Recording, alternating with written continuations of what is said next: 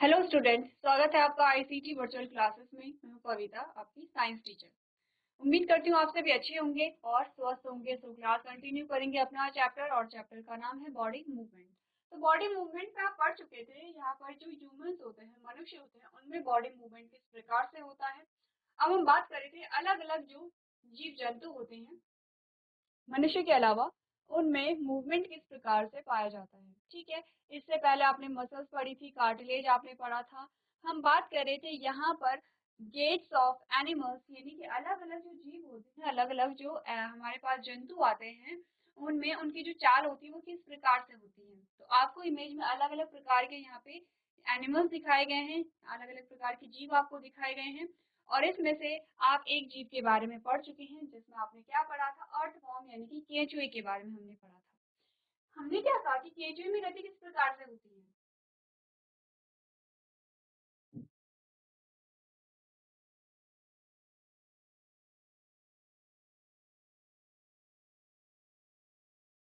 ये केंचुए की बॉडी, ठीक है। अब हमने कहा,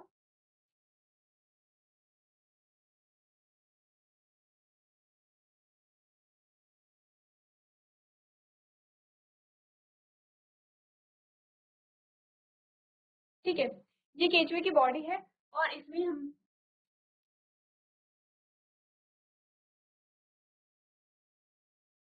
चलिए, हमने कहा कि केंचुए की बॉडी हमारे पास इस प्रकार से, जैसे कि आपको इमेज में दिखाई दे रही है। ठीक है, अब यहाँ पर इस प्रकार से इनकी बॉडी में अलग अलग खंड पाए जाते हैं। ये क्या पाए जाते हैं, अलग अलग खंड पाए जाते हैं इस प्रकार से।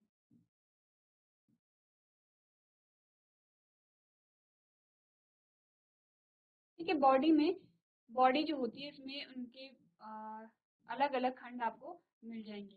अब यहाँ पर होता क्या है, हमने कहा था इनमें कोई एंडोस्केलेटन तो नहीं पाया जाएगा, यानी कि इनकी बॉडी के अंदर कोई कंकाल तंत्र तो आपको नहीं मिलेगा। तो होता क्या है, जब यहाँ पर जो स्नेल होता है वो, उसमें जो, जैसे पूरा स्नेल इस प्रकार से है। अब जो स्नेल का पीछे वाला पोर्शन है वो आगे की ओर क्या होगा, कॉन्ट्रैक्ट होगा। जो मसल्स होती है, जो मांसपेशियां होती हैं, वो संकुचित होती है इस प्रकार से आगे की ओर। और जब संकुचित होती है तो प्रीवियस लेक्चर में हमने क्या कहा था कि ये जो सेगमेंट होंगे, अब ये आपको पास पास मिलेंगे। ये जो सेगमेंट होंगे बहुत पास पास आपको मिलेंगे। अब दोनों जो हमने इमेज बनाई, दोनों जो चित्र आपने यहाँ पर बनाए हैं किसके, स्नेल की बॉडी के, उसमें आप देख रहे हैं कि जो एक में सेगमेंट जो है वो दूर दूर है और एक में जो सेगमेंट है वो क्या है, पास पास है। ऐसा क्यों हुआ, क्योंकि जो मसल्स हैं वो क्या हो गई है, कॉन्ट्रैक्ट हो गई हैं, यानी कि वो संकुचित हो गई हैं। और जब वो संकुचित हुई हैं तो आपने कहा कि जो सेगमेंट है वो आपस में इस प्रकार से क्या हो गए हैं, इकट्ठा हो गए हैं। अब मूवमेंट कैसे हो रही है, ध्यान दीजिए। आपने कहा कि जो पिछला इस प्रकार से स्नेल है, जो पिछला वाला भाग है, ये वाला भाग, उसमें क्या हुआ, संकुचन हुआ और इस प्रकार से यहाँ पर ये क्या हो गया, इकट्ठा हो गया है। अब जब संकुचन हुआ तो आगे वाला जो पोर्शन है उसमें अब रिलैक्सेशन होगा, यानी कि वो आगे की ओर बढ़ेगा। और अब जो खंड है वो फिर से आपको नॉर्मल होते हुए दिखाई देंगे। बेसिकली आपको मूवमेंट के बारे में बताया जा रहा है। आपने देखा होगा कि जब आपने स्नेल को देखा जब आपने किसे देखा होगा, यहाँ पर केंचुए को देखा होगा, तो केंचुए में आपको इस प्रकार की गति दिखाई देती है। आप में से बहुत बच्चों ने देखा होगा, नहीं देखे तो आप लोग ऑब्जर्व कर सकते हैं। जो केंचुए होते हैं वो आपको आजकल बहुत इजीली देखने को मिल सकते हैं। मैंने बोला जो यहाँ पर काव डंग होती है, जो काव डंग का जो ढेर होता है, तो वहां पर आप देखते हैं कि बहुत सारे आपको क्या मिलेंगे, केंचुए मिल जाते हैं। हमने क्या क्या चीजें यहाँ पर पढ़ी हैं, आपने कहा earthworm does not have any internal skeleton, इनमें कोई आंतरिक कंकाल नहीं होता है। Body made up of many rings joined end to end, and muscles attached to these rings helps to extend and shorten the body। यानी कि शरीर एक सिरे से दूसरे सिरे तक जुड़े हुए कई छल्लों से बना है और इन छल्लों से जुड़ी मांसपेशियां शरीर को फैलाने और छोटा करने में मदद करती हैं। तो ये छल्ले क्या हैं, ये छल्ले सिंपली, हमने कहा जो बॉडी है इस प्रकार से, इसमें जो आपको खंड मिल रहे हैं इन्हीं को हम छल्ले कह रहे हैं। The skin of earthworm also has a large number of tiny bristles that helps them to get a good grip on the ground। आपने बोला ये जो यहाँ पर हमारे पास क्या आते हैं, अर्थवर्म आते हैं, केंचुए आते हैं, उनकी बॉडी बहुत छोटे, बहुत सूक्ष्म आपको क्या मिलेंगे, बाल जैसी संरचनाएं मिलेंगी, जिनको हम क्या कहते हैं, ब्रिस्टल्स कहते हैं। ठीक है, और इनका काम क्या होता है कि जो यहाँ पे सतह होती है, सतह से बहुत अच्छे से अटैच होने में ये मदद करते हैं। तभी आप देखते हैं कि वो आराम से क्या कर सकते हैं, आगे की ओर बढ़ सकते हैं। ये तभी होगा जब क्या होगा, इनकी जो पकड़ है वो जो अर्थ है यानी कि जो भूमि है उस पे अच्छी सी होगी। तो हमने बोला कि केंचुए की त्वचा में बड़ी संख्या में छोटे बाल होते हैं जो उन्हें जमीन पर अच्छी पकड़ बनाने में मदद करते हैं। ठीक है, नेक्स्ट हमने क्या बोला, repeated extension and contraction of the body muscles enable the earthworm to move through the soil. यानी कि शरीर के जो मांसपेशियां बार बार विस्तार और संकुचन केंचुए को मिट्टी में घूमने या मिट्टी में चलने में सक्षम बनाती है। तो आप इस प्रकार से देखते हैं, इस प्रकार की जो गति पाई जाती है वो किस में पाई जाएगी, केंचुए में पाई जाएगी। ठीक है, यानी कि केंचुआ क्या है, सिंपल, अगर आप ये केंचुआ है, अब केंचुआ क्या होगा, इस प्रकार से होगा और फिर से केंचुआ ऐसे क्या हो जाएगा, अपनी ओरिजिनल फॉर्म में आ जाता है। यही चीज हो रही है केंचुए में कि पहले जो केंचुआ था उसका जो पिछला हिस्सा था ऐसे उठता नहीं है। मैं आपको जस्ट बता रही हूँ, आपने का जो पिछला हिस्सा है ये कॉन्ट्रैक्ट हो जाएगा इस प्रकार से, ये पिछला हिस्सा कॉन्ट्रैक्ट होगा, फिर आगे का हिस्सा क्या होगा, बड़ा होगा। तो कॉन्ट्रैक्शन और रिलैक्सेशन कंटिन्यूसली चलता रहता है, जिसकी वजह से क्या होता है, यहाँ पर आपने कहा मूवमेंट मिलती है। तो केंचुए के बारे में हम पढ़ चुके थे और आपको होमवर्क में दिया गया था स्नेल को। ठीक है, स्नेल जिसे आप घोंघा कहते हैं, सबसे पहले तो स्नेल क्या होता है इसे इस प्रकार से देखें। आप सभी ने रेनी सीजन में इस प्रकार का स्ट्रक्चर जरूर देखा होगा, आप लोग आजकल आसानी से देख सकते हैं और आप में से बहुत सारे बच्चों ने या फिर सारे बच्चों ने इसके साथ खेला भी होगा। जैसे कि यहाँ पर आप देखते हैं, ये जो आपके जो सेंसरी ऑर्गन होते हैं इनके, इन्हें जब आप टच करते हैं तो जो स्नेल होता है इन्हें बॉडी के अंदर खींच लेता है। ये जो सींग जैसे स्ट्रक्चर आपको दिखाई देते हैं, इनमें स्नेल जो होता है जैसे ही आप टच करेंगे वैसे जो स्नेल होगा वैसे अंदर की ओर खींच लेता है, फिर कुछ देर बाद ये खुद से बाहर निकल जाते हैं। ऐसा गेम आपने कई बार खेला होगा। तो हम देखते हैं कि इस प्रकार के जो स्नेल होते हैं उनमें गति किस प्रकार से होती है। आपने कहा snails move with the help of their muscular flat foot. आपने कहा घोंघा अपनी मांसल सपाट पैरों की मदद से चलते हैं। अब मैं कह रही हूँ कि अगर आपने इसे अच्छे से देखा होगा तो यहाँ पर इसके मांसल अंग आपको देखने को मिल जाएंगे।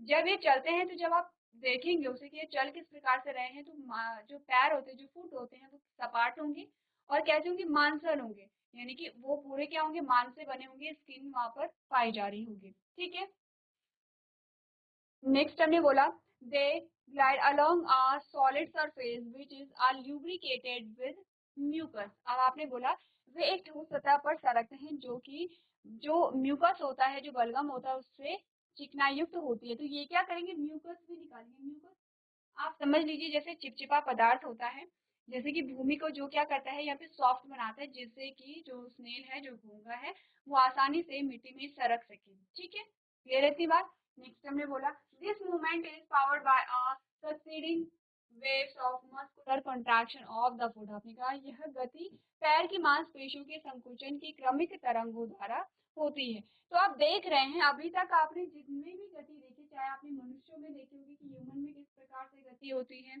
चाहे आपने यहाँ पर केंचुए में देखी होगी कि गति किस प्रकार से होती है, या आपने घोंघा पढ़ रहे हैं कि इसमें गति किस प्रकार से होती है, आप एक जो कॉमन चीज है वो देख रहे हैं। वो कॉमन चीज क्या है कि मांसपेशियों में संकुचन होता है, मांसपेशियों में कॉन्ट्रैक्शन होता है और तब जाके यहाँ पर आपको क्या देखने को मिलती है, गति देखने को मिलती है। ठीक है, क्लियर है, एक बार देखिए तीनों पॉइंट्स को।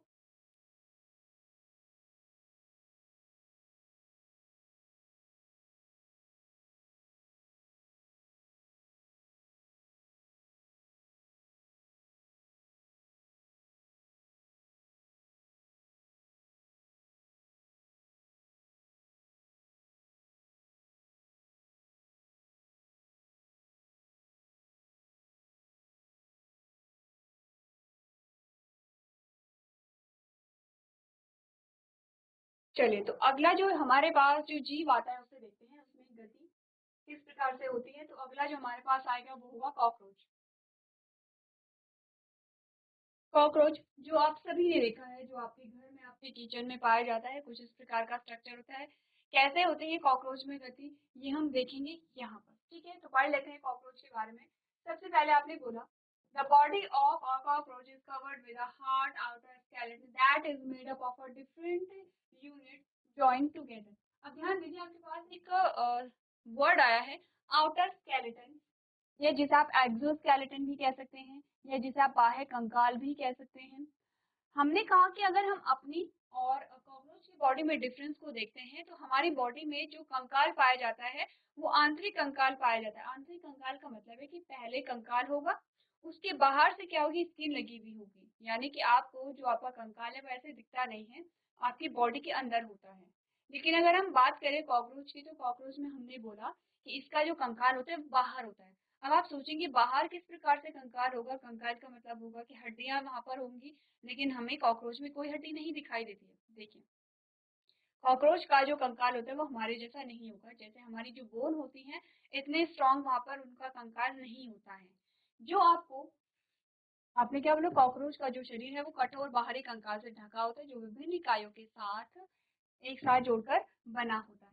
अब अगर आप यहाँ पर देखेंगे, ये वाला जो भाग कॉकरोच का आपको दिखाई देता है, अगर कभी आप टच करेंगे, किसी को डर नहीं लगता है और अगर आप उसे टच करेंगे, आप टच कर सकते हैं, जो छोटे कॉकरोच होते हैं वो काटेंगे नहीं। तो आपने बोला कि ये वाला जो भाग होता है, ये जो बाहर वाला भाग आपको दिखाई दे रहा है, आपने बोला ये हार्ड होता है किसके कंपैरिजन में, इंटरनल ऑर्गन के कंपैरिजन में, यानी कि आंतरिक जो आपको अंग दिखाई दे रहे हैं उनके कंपैरिजन में जो बाहर का भाग होता है वो थोड़ा हार्ड होता है, कठोर होता है।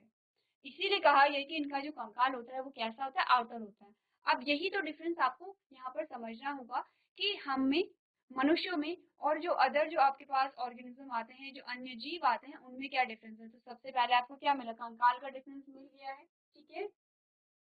नेक्स्ट हमने बोला it has 3 pairs of legs for walking and 2 pairs of wings attached to the breastward flying. आपने बोला इनमें चलने के लिए 3 जोड़ी पैर होते हैं, उड़ने के लिए इनकी छाती पर 2 जोड़ी पंख होते हैं। अब इनमें कितने जोड़ी पैर होते हैं, 3 जोड़ी। 3 जोड़ी का मतलब आप समझते हैं, इनमें टोटल 6 पैर होते हैं। 6 पैर के साथ साथ इनमें 2 जोड़ी पंख भी जुड़े हुए होते हैं, ठीक है। क्लियर है इतनी बात।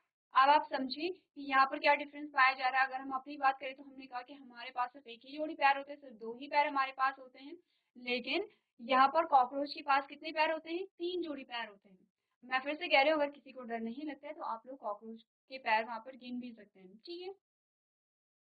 नेक्स्ट हमने बोला it has a distinct muscles that are used for movement, यानी कि इनमें विशिष्ट मांसपेशियां होती है जिनका उपयोग गति के लिए किया जाता है।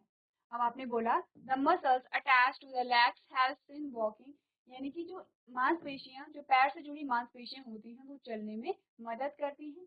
और लास्ट लाइन में आपको कहा गया है the breast muscles attach to the wings helps in flying although they are not good flyers, यानी कि हमने बोला कि पंखों से जुड़ी जो छाती की जो मांसपेशियां होती हैं वो उड़ने में मदद करती हैं, हालांकि ये अच्छे उड़ने वाले नहीं होते। आपने ऐसा नहीं देखोगे जैसे बर्ड्स उड़ती हैं वैसे ही यहाँ पर जो कॉकरोच है वो उड़ रहे हैं, ऐसा नहीं देखा होगा। अगर ये उड़ेंगे तो हल्का सा बहुत छोटी दूरी तय करते हैं, ठीक है। अब आप क्या समझे, फिर से मैं वही बात कह रही हूँ कि यहाँ पर जो मूवमेंट हो रही है, जो गति हो रही है, चाहे वो आपके शरीर में हलचल हो रही है, आप गति कर रहे हैं, आप लोकोमोशन कर रहे हैं, किसी की भी गति में, किसी के भी शरीर में किसी भी प्रकार की गति अगर हो रही है, उसके लिए हमने कहा मसल से रिस्पॉन्सिबल है, ठीक है। आपने कहा कि यहाँ पर जो पैर में जुड़ी मांसपेशियां होंगी, पैर में जुड़ी जो मसल्स होंगी वो चलने के लिए यहाँ पे हेल्पफुल होती हैं, और पंखों से जुड़ी जो मांसपेशियां होती है वो उड़ने के लिए क्या होती है, हेल्पफुल होती हैं।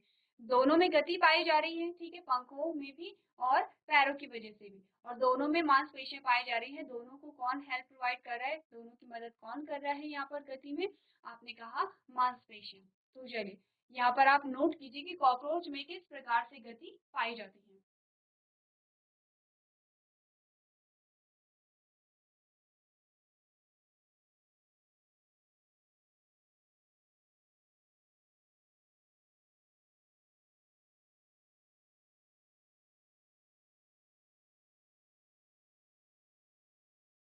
चलिए तो नेक्स्ट ऑर्गन यहाँ पर देखते हैं। अगला जो ऑर्गन हमारे पास आता है वो यहाँ पर होता है बर्ड्स। जो बर्ड्स होती हैं उनमें मूवमेंट कैसे पाई जाती है, तो आप सभी जानते हैं कि बर्ड्स क्या करते हैं, फ्लाई करते हैं, उड़ते हैं, ठीक है। आपने कहा birds have a special skeletal and muscular structure that helps them to fly, यानी कि पक्षियों में विशेष कंकाल और मांसपेशियों की संरचना होती है जो उन्हें उड़ने में मदद करती है।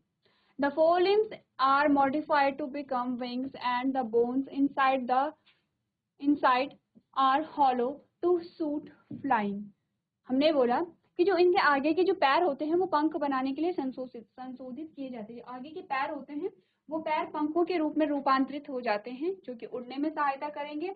और जो इनकी हड्डियां होती हैं वो अंदर से खोखली होती हैं। कैसे? देखिए,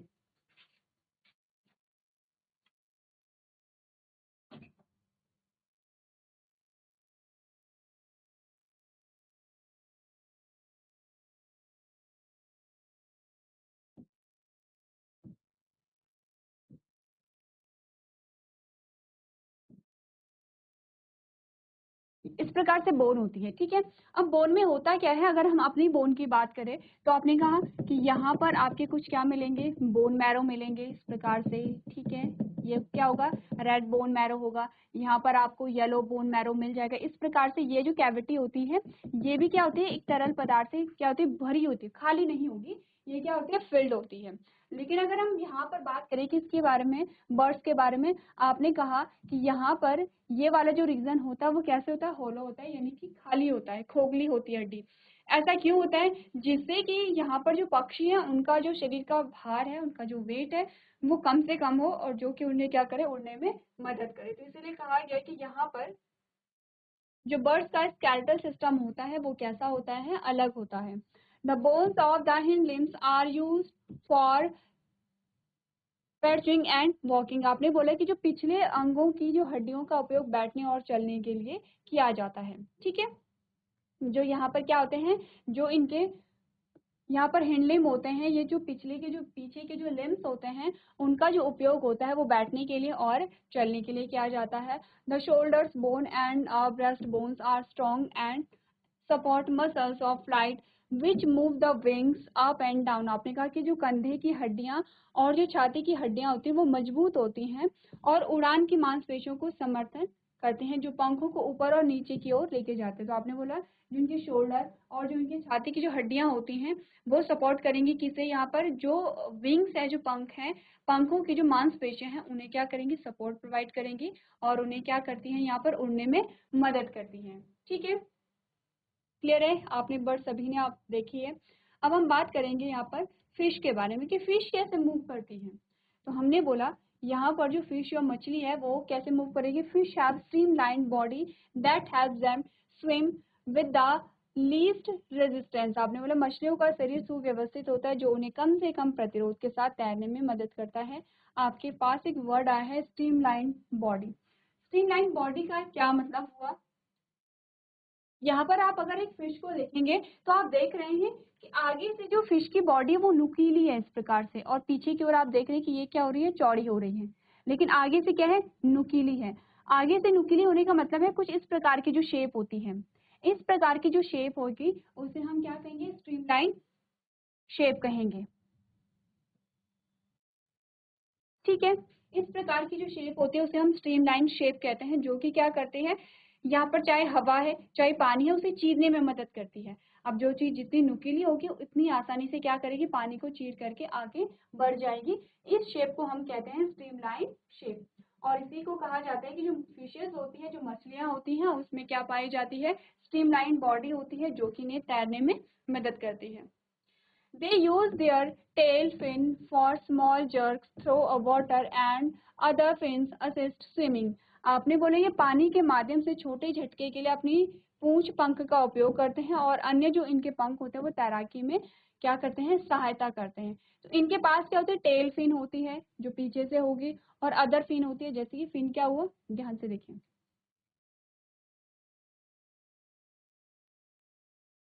ये इनकी टेल फिन होती है। टेल फिन यानी कि जो पूंछ होती है, पूंछ क्या हो गया, आपने कहा कि बॉडी के सबसे पिछले हिस्से में पाई जाएगी, टेल फिन होती है। और जो अदर फिन होती है वो ये वाली आपको दिखाई गई है, जो अदर फिन है इस प्रकार से। तो आपने कहा जो टेल फिन है ये क्या करेगी, पानी को पीछे की ओर धकेलेगी और बाकी ये जो अदर फिन होती है ये साइड साइड से पानी को धकेलती रहती है, जिससे कि इन्हें तैरने में मदद मिलती है। ठीक है,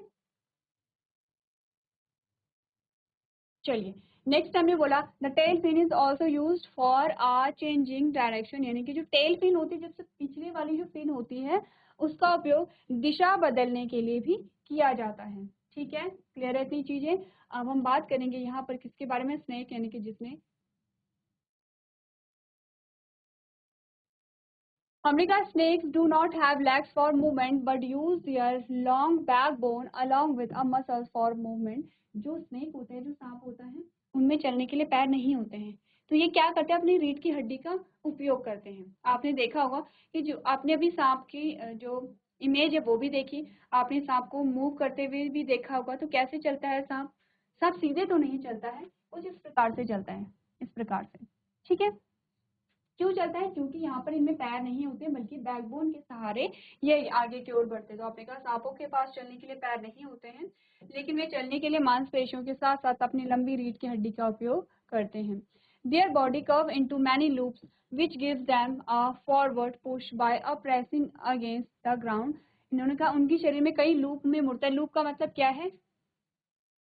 लूप का मतलब ये है, ये लूप हो रहा है, ये लूप बन रहे हैं यहाँ पर। इनकी जो बॉडी होती है वो कई लूप में क्या हो जाती है, कई लूपों में मुड़ती है, जो उन्हें जमीन पर दब कर आगे की ओर बढ़ने में मदद करती है। यानी कि जो पृथ्वी है, जो जमीन है, जमीन की ओर क्या करेंगे, ये प्रेशर लगाएंगे और आगे की ओर यहाँ पर बढ़ते हैं। तो इस प्रकार से इनमें क्या पाई जाती है, मूवमेंट पाई जाती है। तो इसी के साथ आपका जो चैप्टर है वो यहाँ पर कंप्लीट होता है। अभी तक आपने क्या क्या समझा है चैप्टर में? आपने समझा कि मूवमेंट किसे कहते हैं, या फिर लोकोमोशन किसे कहते हैं, मनुष्य में किस प्रकार से गति पाई जाती है, और मनुष्य के अलावा जो ऑर्गेनिज्म, अदर जो जीव आपके पास आते हैं, उनमें गति किस प्रकार से पाई जाती है। एक बार आप सारे जो पॉइंट्स हैं उन्हें अपनी कॉपी में नोट कर लेंगे।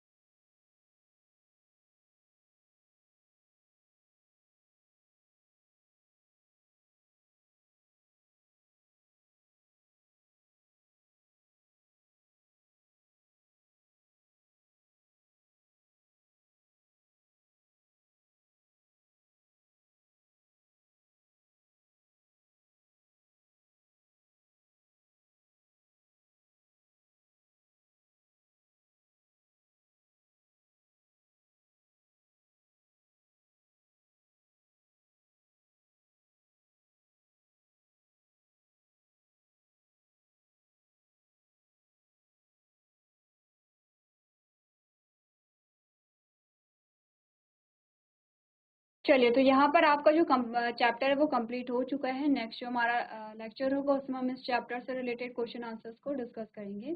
तो इससे पहले आपको सारे जो पॉइंट्स है उसे अच्छे से समझना है, पढ़ना है, देखना है कौन कौन से टॉपिक आपके पास आते हैं। तो आज के सेशन में हम इतना ही करेंगे। अभी तक क्लास में बने रहने के लिए आपका धन्यवाद।